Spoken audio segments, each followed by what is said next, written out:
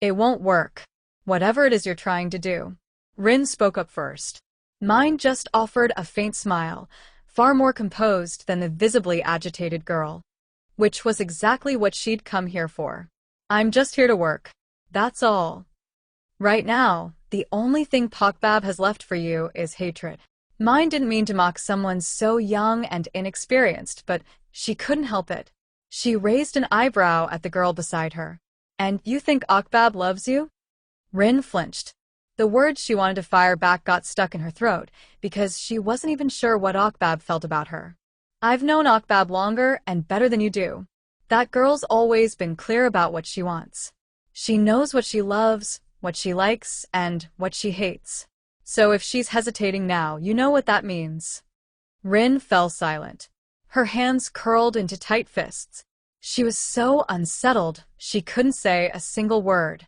And, more importantly, Akbab doesn't like younger girls. The steamed crab from that place we used to go.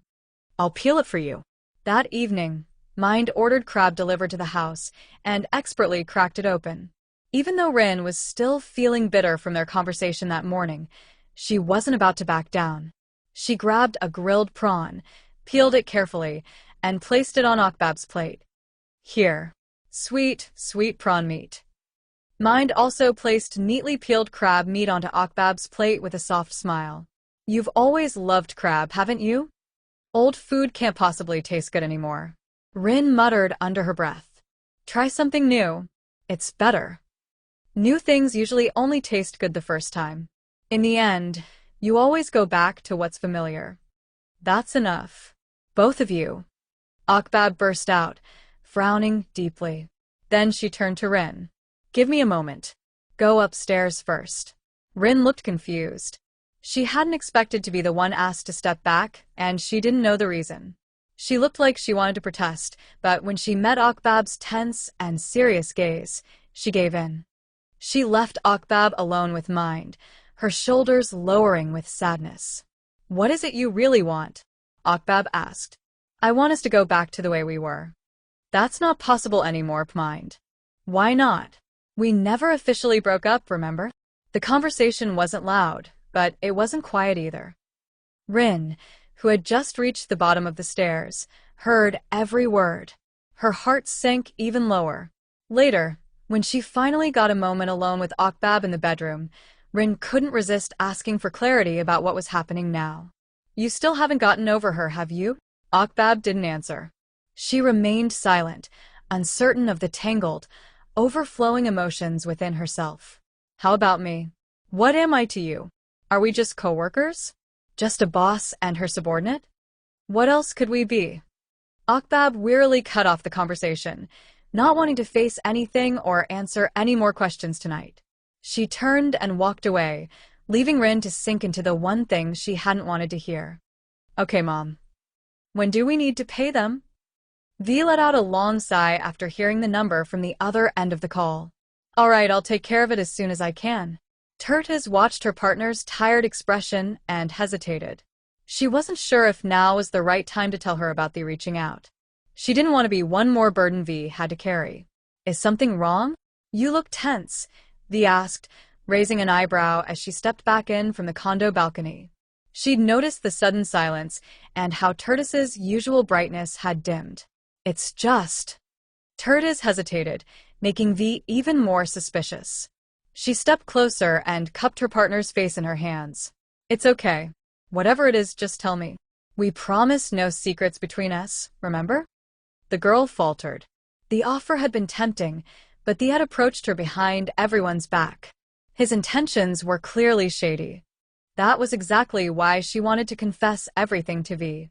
But before she could speak, V's phone chimed again with a message from her mother. Don't forget to transfer the money. V turned her attention back to the situation with her family. And just like that, Tertiz closed her mouth and changed her mind, not telling V that she'd met with V at a cafe far from either of their offices. I want you to report everything Jinta does. His demand had weighed heavily on her. But when paired with his promise, I'll get you and V your own house by the end of the year, the weight turned into discomfort. And from discomfort, it was slowly becoming hesitation. Tertiz. Want some of this? Come quick before Young eats it all. Chan called out to his brother's secretary, who had just arrived at the office while everyone else was already crowding around the snacks he bought them. I'm okay. I'm not hungry. Her refusal made Young and Mei exchange a surprised glance. Turt has never turned down food, not from anyone. She looks tense. Did she fight with her girlfriend or something? Young whispered. Right? That vibe screams break up. All right, enough. Stop gossiping. Take your snacks and get to work before Akbab shows up and yells at everyone. Pat cut in, waving Young, Mei, and the rest of the staff off, leaving only himself and his brother. Turtis is definitely dealing with something, Chan said once the others had dispersed to continue their duties. Pat nodded. He'd also noticed something was clearly wrong with his secretary. Any updates yet? They asked over the phone. It's only been a day. I haven't got much yet, Mind replied while dragging her pencil across the page. She'd woken up early to watch the sunrise and sketch, and she had almost finished when his call interrupted her. If there's nothing to get, just come back. No point wasting time, the man ordered. He'd never really liked the idea of Mind staying over in the first place. Let me stay a couple more days. I just want to check on something. Tell me the truth. What's really going on between you and Akbab? He paused for a beat, his tone sharp. Don't let this get in the way of work. Don't worry. For me, work is work. You can relax, Thee. She hung up from her business partner and returned to her drawing. A few more lines, and it would be done. Why are you drawing me again? Akbab's voice came from behind. Mine turned to look. I draw you every time we meet. I always have.